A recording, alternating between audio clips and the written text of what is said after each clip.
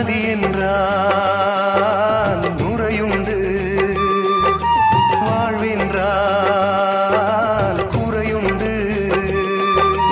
ஐப்பசி வந்தால் அடைமழை காலம், சிலராயுள் முழுதும் ஐப்பசி மாதம்.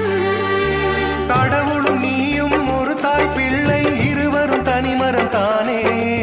அவனுக்கும் உனக்கும் அன்னை இல்லை, அதனால் ஓரினம் தானே.